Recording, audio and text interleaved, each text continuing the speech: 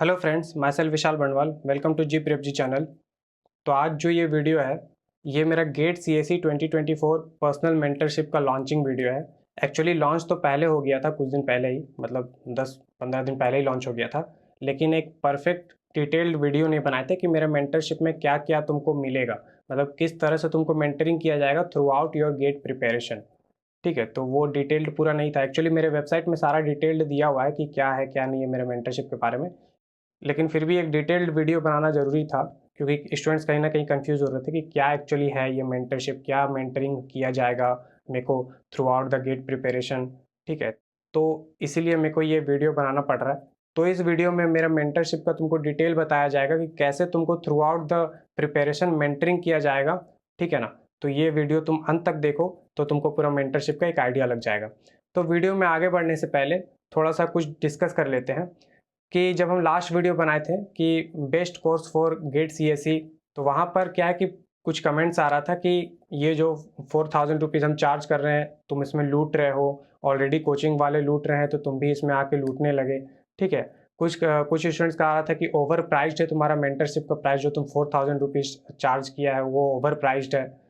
तो ये पहले वीडियो देख लेना पूरा कि क्या मेरे मेंटरिंग में तुमको प्रोवाइड किया जाएगा, किस तरह से तुमको through out the preparation mentor किया जाएगा। और उसके बाद फिर जब वीडियो तुम पूरा देख लो, उसके बाद फिर खुद सोचना कि क्या जो 4000 रुपीज़ है ये ओवर प्राइस्ड है या फिर अंडर प्राइस्ड है। ठीक है। और मेरे पास जो मैसेज आता है कि मेरे को मेंटरशिप में थोड़ा सा प्राइस कम कर दीजिए। ठीक है, मेरा फाइनेंशियल कंडीशन ख़राब है, मेरा फाइनेंशियल प्रॉब्लम है। तो थोड़ा सा एक अपना सा छोटा सा बताते हैं कि मेरा जो पूरा बीटेक का जो पढ़ाई है मेरा लोन पे गया है। मतलब जो मेरा कॉलेज का फीस है वो तो लोन पे पूरा गया ही, साथ में जो महीने का जो मेरा 5000 रुपया जो घर से आता है, वो मेरे घर से नहीं आता था 5000 रुपया, वो भी मेरा लोन से ही मिलता था। मतलब हम जो कॉलेज का फीस है उसके लिए तो लोन लिया ही थे, जो मेरा मंथली जो एक्सपेंस था वो भी हम बैंक के लोन से ही पूरा कर रहे थे। मतलब मेरा घर से कोई हेल्प नहीं मिला था, मेरा फाइनेंशियल कंडीशन इतना ख़राब था। ठीक है। जब 2017 में मेरे बैच से 70 स्टूडेंट्स जाके मे डी ज्वाइन किया था, भोपाल में मेरा कॉलेज था तो मे डी ज्वाइन किया था 70,000 दे के, 60 से 70,000 उसमें फीस था। मेरे पास इतना पैसा नहीं था कि हम जाके मे डी ज्वाइन कर सकें, तो सब कोई फरवरी में जाके ज्वाइन कर लिया। तो मेरा जो लोन आता था अगस्त के आसपास आता था। ठीक है।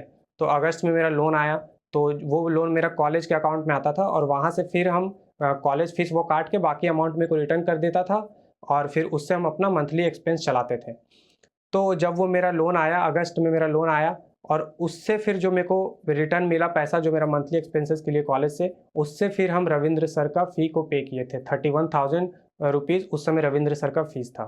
ठीक है। हम रविंद्र सर को मेल भी किए थे कि सर मेरा फाइनेंशियल कंडीशन ख़राब है, क्या आप मेरा फ़ीस माफ़ कर सकते हैं या फिर फ़ीस का प्राइस कम कर सकते हैं मेरे लिए। तो उधर से मेल आया, उधर से रिप्लाई आया, और मेरे को बहुत अच्छा लगा वो रिप्लाई पढ़ के कि देखो, फाइनेंशियल प्रॉब्लम हर स्टूडेंट की ज़िंदगी में कभी ना कभी आता है। ठीक है। हम लोग की ज़िंदगी में भी फाइनेंशियल प्रॉब्लम आया था।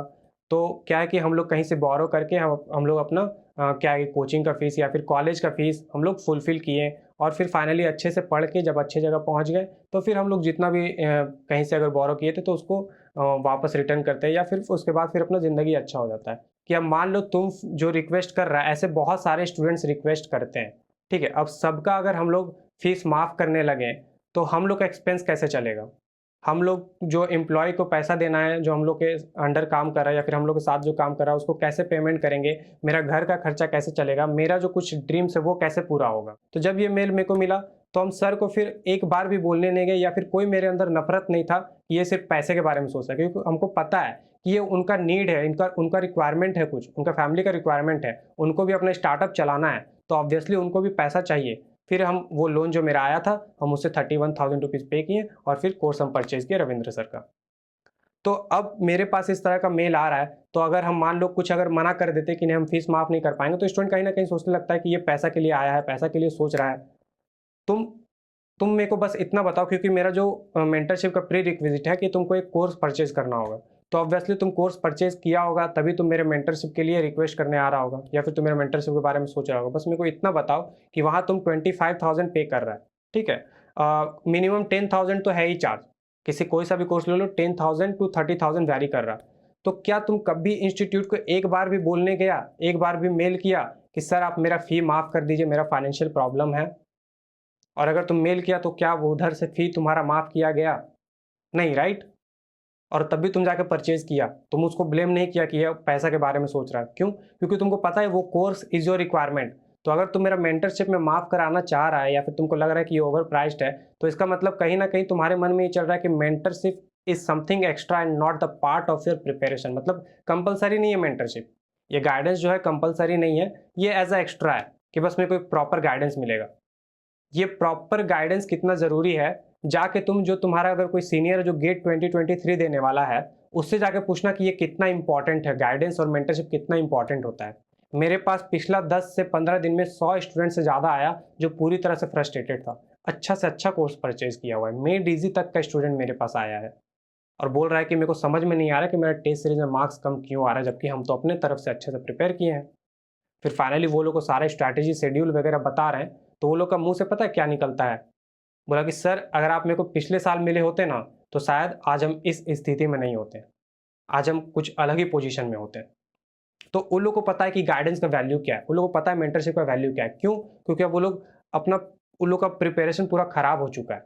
तो जो शुरू करता है प्रिपरेशन ना, तो उसको लगता है यार अपना कोर्स तो परचेज कर लिए 25,000 का, उसके बाद तो अपना बस हो गया, कोई गाइडेंस नहीं, कोई मेंटरशिप नहीं। और ऑब्वियस है कोई गाइडेंस, कोई गाइड करने वाला, मेंटर करने वाला है ही नहीं, क्योंकि पूरे गेट इंडस्ट्री में कोई मेंटर है नहीं। वो तो कोइंसिडेंटली हम एज अ मेंटर मेरे को जॉब मिला रविंद्र सर के यहाँ, otherwise there are no mentors, बस नाम का मेंटर है। उसका डेफिनेशन जो प्रॉपर डेफिनेशन है वो किसी पे अप्लाई नहीं होता, सारे टीचर्स ही खुद को मेंटर बोलते हैं। Mentor is completely different thing. ठीक है, तो ये बोलना कि हम लूट रहे हैं, और मेरा तो एक सीट लिमिट भी है कि 300 प्लस 100 स्टूडेंट्स, तो टोटल 400 सीट लिमिट है मेरा। लेकिन जो इंस्टीट्यूट जो तुम कोर्स खरीदता है वहाँ तो अनलिमिटेड है, कि वहाँ तो 3,000 5,000 लोग जाकर रजिस्टर करते हैं। तब भी तुम्हें लगता है कि वो कम प्राइस्ड है और तुम्हें मेरा जो मेंटरशिप है वो लोगों को ओवर प्राइस्ड लग रहा है, जबकि मेरा 4,000 रुपीज़ है और सीट लिमिट है कि 400 स्टूडेंट्स ही है। और मेरा ये स्टार्टअप है, मेरा सोर्स ऑफ अर्निंग यही है। तो अगर मेरे को अगर इतना नहीं मिल रहा है कि अपना फैमिली का रिक्वायरमेंट पूरा कर सके, अगर मेरे को इतना नहीं मिल रहा कि जो मेरा वेबसाइट हैंडल कर रहा है, जो मेरा एम्प्लॉई है, अगर अब उसको पे कर सके, तो फिर क्या फ़ायदा है इसको चला के? तो मेरा भी कुछ रिक्वायरमेंट है, मेरा भी कुछ नीड है। और आज तुमको बताएँगे मेरा मेंटरशिप के बारे में पूरा सुनो ध्यान से, at the end of the video तुम ही डिसाइड करना कि ये ओवर प्राइस्ड है या फिर अंडर प्राइस्ड है। ठीक है? कुछ स्टूडेंट्स जो मेरे पास लास्ट 10 डे में आए, कुछ स्टूडेंट इतना फ्रस्ट्रेटेड था, बोला कि सर आप मेरे को बस स्ट्रैटेजी बता दो, कितना पैसा लगेगा आप मेरे को बता दो। मतलब वो मेरे से वो स्ट्रैटेजी जानने के लिए मेरे से 1,500 2,000 देने के लिए तैयार था कि आप मेरे को स्ट्रैटेजी बता दो और जो पैसा लगेगा वो मेरे को बता दो, हम पे कर देते हैं। मेरे पास 10 से 12 स्टूडेंट ये लाइन बोला था, लेकिन हम लोग को यही बात बोले कि गेट 2023 के लिए हम फ्री में गाइड कर रहे हैं, हम तुम लोगों से पैसा नहीं ले सकते हैं। तो चलो फिर शुरू करते हैं अपना मेंटरशिप के बारे में कि किस तरह से तुमको मेंटरिंग किया जाएगा अगर तुम मेरा मेंटरशिप ज्वाइन करता है तो। सबसे पहला, वीकली लाइव सेशन होगा, मतलब हर वीक 1 से 1.5 घंटे का मीट रखा जाएगा। जितना भी स्टूडेंट ज्वाइन करेगा मेरे मेंटरशिप में, सारे स्टूडेंट के साथ हर वीक 1 से 1.5 घंटा मीट रखा जाएगा। उस मीट में क्या होगा कि ये डिस्कस किया जाएगा कि कहीं कोई अटक तो नहीं रहा, मतलब कोई टॉपिक में अटका तो नहीं है। अगर कोई टॉपिक में अटका है तो क्या करेंगे कि अगर उसका कोर्स में हो सकता है कुछ टीचर अच्छे से नहीं पढ़ा या फिर उसको समझ में नहीं आ रहा, तो हम उसको कोई आर्टिकल या फिर पीडीएफ या फिर कोई वेबसाइट बताएंगे जहाँ से वो रिफर करके अच्छे से पढ़ सकता है। तो इससे क्या है कि तो कोई स्टूडेंट का प्रिपरेशन अटकेगा नहीं। ठीक है, तो लाइव सेशन में ये एक बहुत इंपॉर्टेंट पार्ट है। तो मतलब तो काइंड ऑफ बोल सकते हो तुम्हारा प्रोग्रेस को ट्रैक किया जाएगा, कोई बच्चा अपने प्रिपरेशन में अटके नहीं। तो हर वीकली लाइव सेशन होगा। दूसरा चीज़ कि जैसे ही मेंटरशिप मेरा शुरू होगा, ठीक है, जैसे ही मेंटरशिप मेरा शुरू होगा, स्टूडेंट लोग को एक शेड्यूल दिया जाएगा, एक शेड्यूल और स्ट्रैटेजी बताया जाएगा जो उनको पूरा प्रिपरेशन के दौरान फॉलो करना है। अब 3 से 4 तरह का डिफरेंट स्ट्रैटेजी और शेड्यूल बनेगा। कॉलेज गोइंग स्टूडेंट के लिए अलग, वर्किंग प्रोफेशनल के लिए अलग और ड्रॉपर के लिए अलग। तो 3 से 4 तरह का शेड्यूल और स्ट्रैटेजी बनेगा और बहुत ही रिसर्च्ड शेड्यूल और स्ट्रैटेजी रहेगा कि ना कॉलेज का ज़्यादा इफेक्ट पड़े पढ़ाई पे, और ना तुम्हारा, अगर तुम वर्किंग प्रोफेशनल है तो ना तुम्हारा जॉब पे ज़्यादा इफेक्ट पड़े। तो इस तरह से ये शेड्यूल और स्ट्रैटेजी बनाया जाएगा। ठीक है, और हर 3-4 महीना में ये जो शेड्यूल और स्ट्रैटेजी है ये चेंज होगा, हर 3-4 महीना में, क्योंकि जैसे जैसे प्रिपरेशन में आगे बढ़ते हैं वैसे वैसे अपना स्ट्रैटेजी चेंज होना बहुत ज़रूरी है। ठीक है, तो हर 3-4 महीने में ये स्ट्रैटेजी और शेड्यूल चेंज होता रहेगा।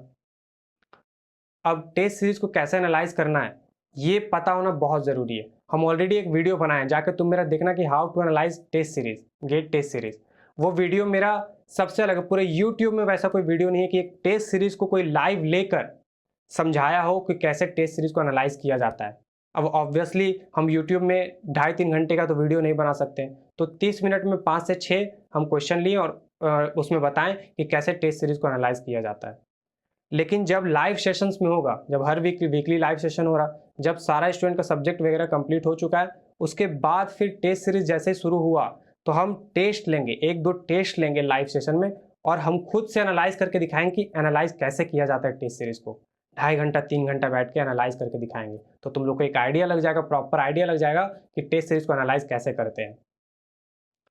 फिर जब तुम लोग टेस्ट सीरीज शुरू करेगा तो तुम लोग का जो सब्जेक्ट वाइज टेस्ट है ना, उसमें से 4 से 5 सब्जेक्ट वाइज टेस्ट हर स्टूडेंट का हम खुद से एनालाइज करेंगे और वीक एरियाज को पॉइंट आउट करके बताएंगे कि ये तुम्हारा वीक एरियाज है, इस पे काम करो।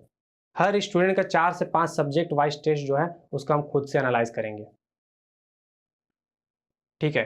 अब शॉर्ट नोट्स कैसे बनाना है। शॉर्ट नोट्स ठीक है, वीडियो बना चुके हैं कैसे बनाना है, शॉर्ट नोट्स में क्या कंटेंट होना चाहिए वो भी बता दिए हैं, लेकिन एक जो प्रॉपर क्लियरेंस होता है वो नहीं आ पाता। प्रॉपर क्लियरेंस के लिए क्या है कि उसमें भी बहुत एक लंबा वीडियो बनाना पड़ेगा, तो ऑब्वियसली यूट्यूब में बताना पॉसिबल नहीं है, तो उसके लिए लाइव सेशन में ही बताएंगे। लाइव सेशन में बताएंगे शॉर्ट नोट्स में किस तरह से तुम कंटेंट फाइंड करते हो जो तुमको शॉर्ट नोट्स में भरना है, वो तुमको लाइव सेशन में बताया जाएगा, जो वीकली लाइव सेशन हो रहा है उसमें, कि शॉर्ट नोट्स कैसे बनाया जाता है, क्या कंटेंट होना चाहिए।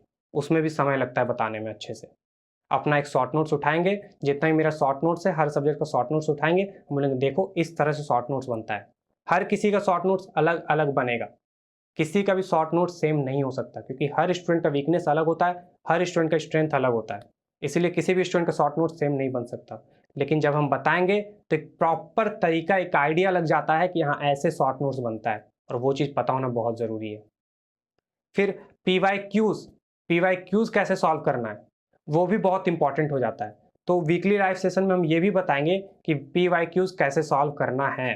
हर सब्जेक्ट्स में घुस के बताएंगे कि इस सब्जेक्ट में देखो पी वाई क्यूज ऐसे सॉल्व किया जाता है, यहाँ से तुम इसका सॉल्यूशन को रेफर कर सकते हो। ये सारा बताएंगे पी वाई क्यूज के लिए वीकली लाइव सेशन में। ठीक है। फिर सब्जेक्ट रिलेटेड गाइडेंस, क्योंकि अपने जो कोर्स तुम परचेज किया होगा उसमें 75 to 80% ही कंटेंट कवर किया जाता है, सिलेबस कवर किया जाता है, रेस्ट 15 to 20% खुद से कवर करना पड़ता है। मेरा जो मे डी जी CBT 1 में है रैंक 1 आया था, मतलब कोई भी स्टूडेंट मेरे को बीट नहीं कर पाया था, हम इतना ज़्यादा कंटेंट कवर कर चुके थे। ठीक है।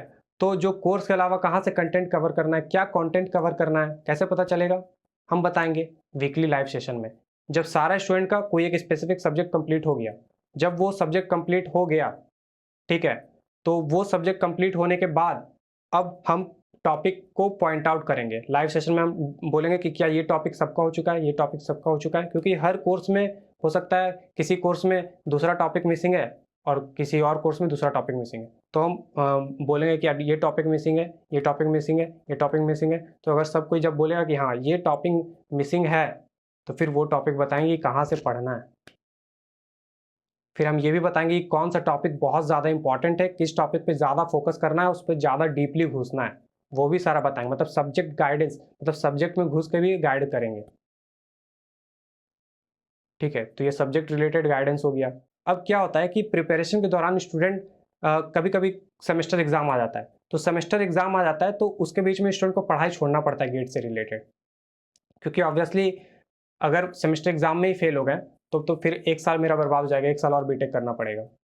तो ऑब्वियसली सेमेस्टर एग्जाम तो खराब नहीं कर सकते, तो क्या होता है सेमेस्टर एग्जाम जब आता है तो बस गेट प्रिपरेशन रोकना पड़ता है और उसके बाद सेमेस्टर एग्जाम डिवोट करना पड़ता है। तो एक बहुत बड़ा जो समय होता है अपना सेमेस्टर एग्जाम के लिए बर्बाद हो जाता है। और कभी कभी ऐसा होता है कि दिसंबर जनवरी के आसपास ही सेमेस्टर एग्जाम शुरू हो जाता है, और उस समय गेट प्रिपरेशन मैनेज करना बहुत मुश्किल हो जाता है, और लोगों का जिसका थोड़ा बहुत अच्छा प्रिपरेशन रहता भी है वो भी प्रिपरेशन खराब हो जाता है।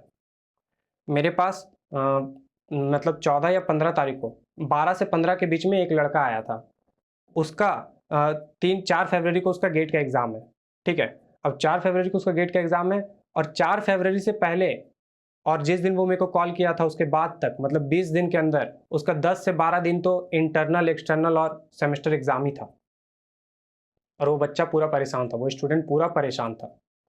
वो बोल रहा था सर मेरे को समझ में नहीं आ रहा हम क्या करें, ये लोग तो मतलब पूरा एकदम मेरा गेट बर्बाद करा देगा। और उसका टेस्ट सीरीज में नंबर आ रहा था 52 to 55। तो हम उसको ऐसा शेड्यूल बताएं, इस शेड्यूल और स्ट्रैटेजी का कॉम्बिनेशन ऐसा उसको बताएं कि ना उसका गेट प्रिपरेशन पे इफेक्ट पड़ा, ना उसका सेमेस्टर एग्जाम पे इफेक्ट पड़ा, कोई चीज़ में इफेक्ट नहीं पड़ा। ऊपर से वो स्ट्रैटेजी से उसका मार्क्स अभी जो फुल लेंथ, पहले वो सारे स्ट्रैटेजी को फॉलो किया और अभी वो जो पहला फुल लेंथ दिया उसमें उसका मार्क्स 62 आया, और सेकंड जो फुल लेंथ दिया मेंडिजी का उसमें उसका मार्क्स 69 आया। मतलब 52 टू 55 जहां आ रहा था वहां से वो 69 में पहुंच गया। तो इसीलिए जब सेमेस्टर एग्जाम हो रहा होता है तो उस समय पता होना चाहिए किस तरह से मैनेज किया जाता है एग्जाम को, ठीक है, किस तरह से मैनेज किया जाता है अपने टाइम को। कोई नहीं बता पाएगा, कोई इतना एफिशिएंटली तुम्हारा, मतलब सेमेस्टर एग्जाम भी तुम मैनेज कर लिया, गेट एग्जाम मैनेज कर लिया, मतलब गेट प्रिपरेशन भी मैनेज कर लिया, और 52 55 आ रहा था, मतलब 52 या 55 मार्क्स आ रहा था, वहां 69 मार्क्स अब आ रहा है सेमेस्टर एग्जाम के साथ। इसीलिए जब भी तुम्हारा सेमेस्टर एग्जाम आए तो क्या शेड्यूल होना चाहिए कौन बताएगा? मेंटरशिप में हम बताएंगे। तो तुम्हारा गेट प्रिपरेशन कभी नहीं रुकेगा, तुम्हारा गेट प्रिपरेशन कंटिन्यू में होगा और तुम अपना इंप्रूवमेंट खुद देखेगा। बस तुम्हारी तरफ से बस एक हमको कमिटमेंट चाहिए होगा कि तुम हार्डवर्क करेगा और कंसिस्टेंट रहेगा, बस ये तुम्हारे तरफ से कमिटमेंट चाहिए होगा। और फिर फाइनल जो लास्ट मंथ है उसमें हर वीक 2 लाइव सेशंस होगा, ताकि तुम्हारा जो फुल लेंथ टेस्ट तुम दे रहा है उसका किस तरह से इंप्रूवमेंट करना है वो बता सकें। अगर कोई बच्चा डिमोटिवेटेड है, अगर कोई स्टूडेंट डिमोटिवेटेड है तो उसको कैसे मोटिवेट कर सकें, ठीक है। तो ऑब्वियसली तुम पूरे प्रिपरेशन के दौरान पूरा मोटिवेटेड और कॉन्फिडेंट रहेगा, क्योंकि तुम्हारे साथ एक मेंटर है, एक एक्सपीरियंस्ड मेंटर है। तो तुम्हें कभी डर नहीं होगा वो चीज़ का कि यार क्या मेरा सही चल रहा है, क्या होगा, टेस्ट सीरीज में नंबर खराब आ रहा है, वो चीज़ का कोई प्रॉब्लम ही नहीं होगा। तो इस तरह से जनवरी में पूरा हर वीक 2 लाइव सेशंस होगा। और लास्ट मंथ में ही बच्चा सबसे ज़्यादा डरता है, सबसे ज़्यादा डिमोटिवेटेड रहता है, और वही लास्ट मंथ में हम सबसे ज़्यादा तुम लोग से कनेक्टेड रहेंगे। तो ये है पूरा मेरा मेंटरशिप के बारे में, जहाँ पर तुमको इस तरह से मेंटरिंग किया जाएगा थ्रू आउट योर प्रिपरेशन। अब बताओ, अगर हम इतना एफर्ट लगा रहे हैं, ऐसा नहीं है कि हम तुमको कोई 10 रिकॉर्डेड वीडियोज अपलोड कर दिए हैं एकदम स्ट्रैटेजी का बना के और तुमको वो फॉलो करना है, ऐसा कुछ नहीं है। सब कुछ लाइव सेशन में हो रहा है, सब कुछ लाइव बताया जा रहा है तुमको। और इसके बाद भी अगर तुमको लगता है कि हम इतना एफर्ट पुट कर रहे हैं उसके लिए 4000 रुपीज़ अगर बहुत ज़्यादा है, तो हम इसमें कुछ भी नहीं बोल सकते। मेरे पास कुछ बोलने के लिए फिर बचा नहीं है। अगर तुमको लग रहा है कि ये 4000 रुपीज़ ज़्यादा है, तो सबसे पहले जो तुम कोर्स परचेज किया जाके उसको मेल करना कि तुम्हारा जो हम तुमको पे किए हैं 25,000 20,000 15,000 जो भी तुम पे किया है वो ज़्यादा है, उसको मेल करो, उससे माफ़ करवाओ, फिर मेरे पास आना, तो हम एक्सेप्ट करेंगे कि हाँ शायद मेरा ज़्यादा है। अगर इतना सारा एफर्ट लगाने के बाद भी अगर मेरे को रिटर्न में कुछ नहीं मिलेगा तो फिर क्या मतलब रह जाता है? क्योंकि मेरा भी कुछ रिक्वायरमेंट्स है, मेरा भी कुछ रिस्पॉन्सिबिलिटीज़ है, मेरा भी स्टार्टअप है। ऐसा नहीं है कि हम ये साइड से कुछ चला रहे छोटा सा। अगर ये साइड से चलाएंगे तो हम कभी स्टूडेंट को पूरा मेंटर नहीं कर पाएंगे, और मेरा फिर कंसल्टेंसी भी आने वाला है। तो मेरा सारा जो स्टार्टअप है, मेरा फोकस यही है, मेंटरशिप गाइडेंस कंसल्टेंसी पे ही है। जो चीज़ पूरे एजुकेशन इंडस्ट्री में मिसिंग है, किसी एजुकेशन इंडस्ट्री में मेंटरशिप गाइडेंस नाम का कुछ नहीं है। बस टीचर्स ही हैं और इंस्ट्रक्टर्स ही हैं, बस खुद को वो मेंटर बोलते हैं, जबकि वो मेंटर वो नहीं होता। जब गेट इंडस्ट्री में पहली बार कोई मेंटर आया है तो तुम लोग उसको टिकने नहीं दे रहा है, तुम लोग बस गलत गलत इल्ज़ाम लगा के तुम लोग उसको रोकने का कोशिश कर रहा।